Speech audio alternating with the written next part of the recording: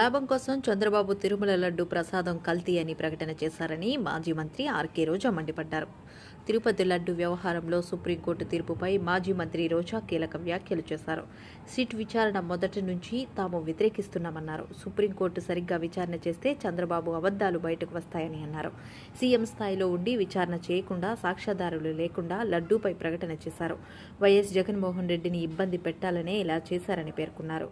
సిట్ను హడావిడిగా ఏర్పాటు చేశారు. ఈ సిట్పై తమకు నమ్మకం లేదన్నారు. ఇదివరకే చంద్రబాబు తీర్పు ఇచ్చిన నేపథ్యంలో డీఐజీ స్థాయి అధికారితో సిట్ వల్ల నిజాలు బయటకు రావు, సీబీఐకి ఇవ్వాలని తాము కోరుతున్నామని చెప్పారు. సిట్టింగ్ జడ్జి పర్యవేక్షణలో ఈ విచారణ జరగాలని కోరారు.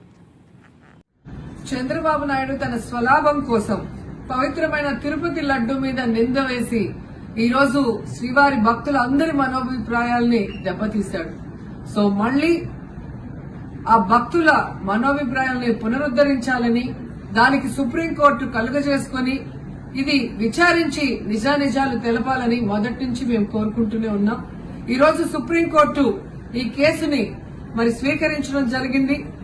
ఈ కేసులో సుప్రీంకోర్టు కనుక కరెక్ట్ గా విచారిస్తే చంద్రబాబు నాయుడు అన్కో చేసిన అబద్దాలు ఖచ్చితంగా బయటకు వస్తాయి.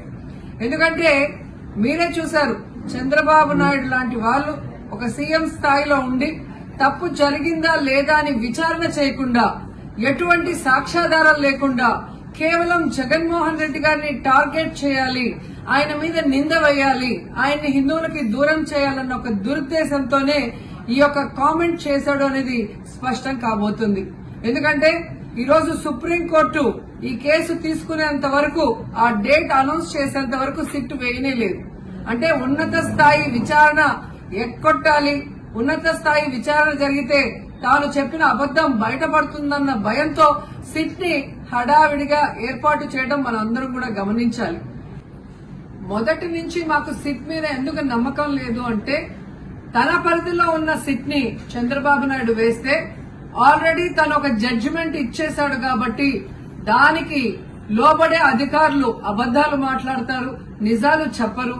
ఎందుకంటే ఈరోజు సిట్ లో వేసిన అధికారి అడిషనల్ డీజీ, ఆయన కన్నా పెద్ద ర్యాంక్ లో ఉన్న టీటీడీ ఈఓ, ఐఏఎస్ ఆఫీసరు మొదట మాట్లాడిన స్టేట్మెంట్ కి చంద్రబాబు నాయుడు గారు అబద్దం చెప్పిన స్టేట్మెంట్ తర్వాత మాట్లాడిన దానికి తేడా చూస్తేనే ఈ సిట్ అనేది సిట్ అండ్ స్టాండ్ కి తప్ప దేనికి పనికిరాదనేది అర్థమైంది.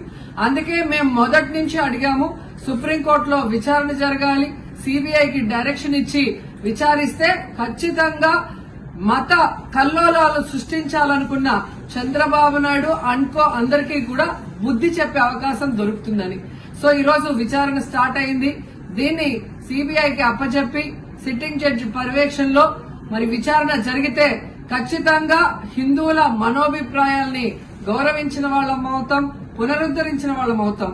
లేకపోతే చంద్రబాబు నాయుడు వేసిన ఈ నింద పవిత్రమైన లడ్డూని తినాలా వద్దా, దీంట్లో కలిసిందా లేదా అన్న అనుమానంతోనే భక్తులందరూ కూడా ఈరోజు లడ్డూ తినకుండా వెళ్లిపోతుంటే ఒక తిరుపతి అమ్మాయిగా చాలా బాధేస్తుంది. ఈ రోజే అలగర్ కోయిల్ మదురై దగ్గర దక్షిణ తిరుమల చాలా పవిత్రమైన టెంపుల్. ఇక్కడ భగవంతుడిని కోరుకున్నాను, ఖచ్చితంగా సుప్రీంకోర్టు ఇన్వాల్వ్ అయి ఈ కేసుని విచారించాలి. తప్పు చేసిన వాళ్ళని, అలాగే అంటే తప్పుడు స్టేట్మెంట్ ఇచ్చిన వాళ్ళందరూ ఎంత పెద్ద పొజిషన్ లో ఉన్నా కూడా వాళ్ళని శిక్షించాలి అని భగవంతుడిని కోరుకున్నాను, సుప్రీంకోర్టుని కోరుకుంటున్నాను.